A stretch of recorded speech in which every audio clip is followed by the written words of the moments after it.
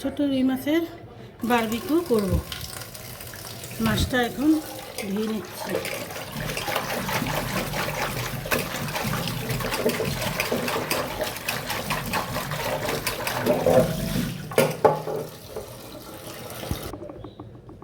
আমি এখানে আদা রসুনের গুঁড়া দিছি, গরম মশলার গুঁড়া দিলাম, হলুদের গুঁড়া, মরিচের গুঁড়া। এখন আমি কাঁচা মরিচের পেস্ট বানাইছি, এটা দিব। আর আমি হাতে বানানো মশলা দিব।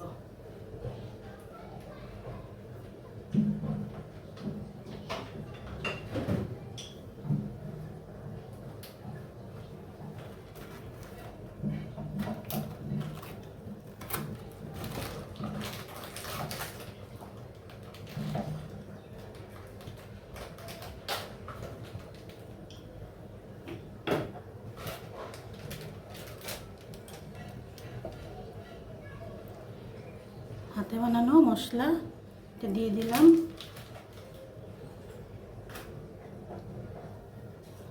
আর বার্লি দিব, আমি বার্লি বলি, তাতে বার্লি দিব।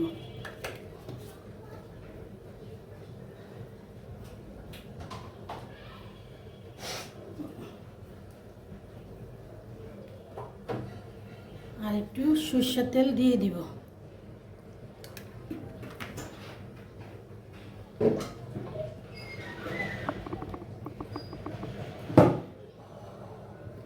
সরষের তেলটা দিলে কি মশলার ভিতরে মশলাটা ভালো করে ঢুকে। কাতল মাছে ছোট মাছটা আমি বারবিকিউ করে খাবো।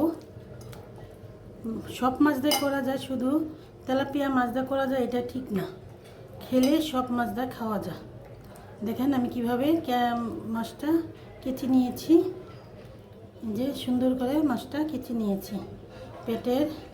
পেটের এটাও সুন্দর করে ভিতরে মশলা ঢোকার জন্য আমি কেটে ময়লাটি ফেলে দিচ্ছি। এই মাছটা ভালো করে ধুয়ে নিয়েছি।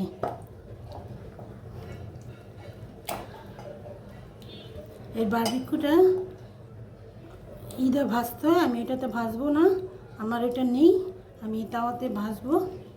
দেখেন আমি কিভাবে বারবিকিউটা ভাজি।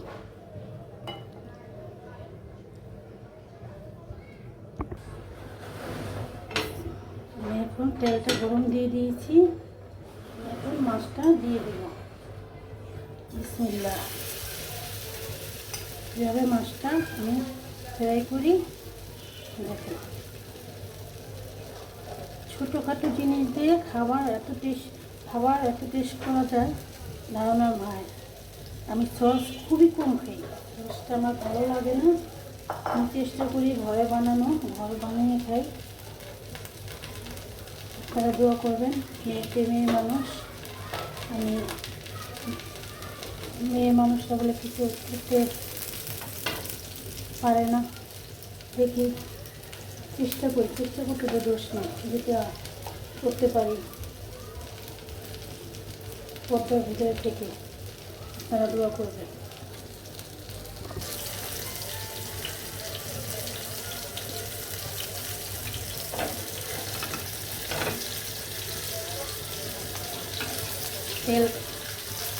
তেলটা এটা সুন্দর করে দিয়ে দেবেন।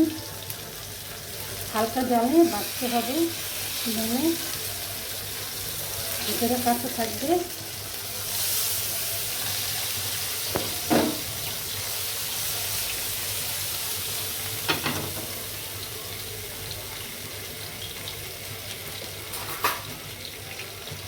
বেড়া দিয়ে না তেলটা হয় না, এই জন্য আমি চামচ দিয়ে দিলাম। একটা তেলটা ভিতরে যাবে।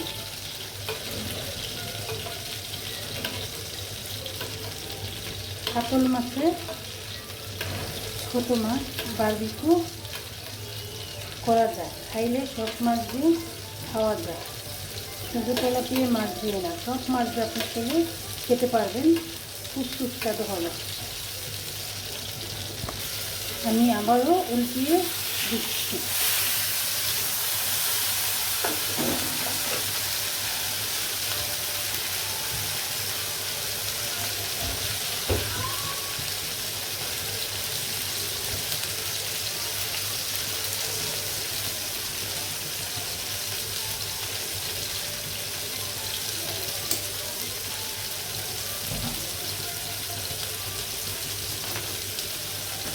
সামান্য একটু লেবু দিয়ে দিব, লেবুর টেস্টটা খুবই ভালো।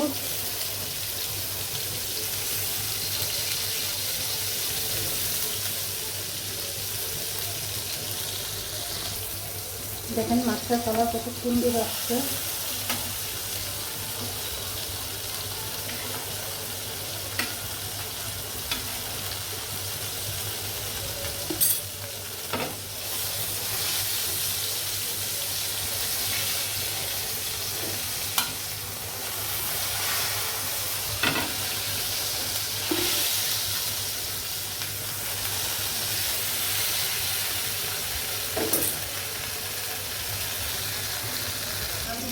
আমার মাছটা হয়ে গেছে।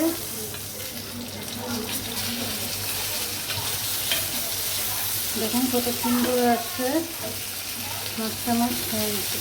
আসসালামু আলাইকুম, আল্লাহ হাফেজ।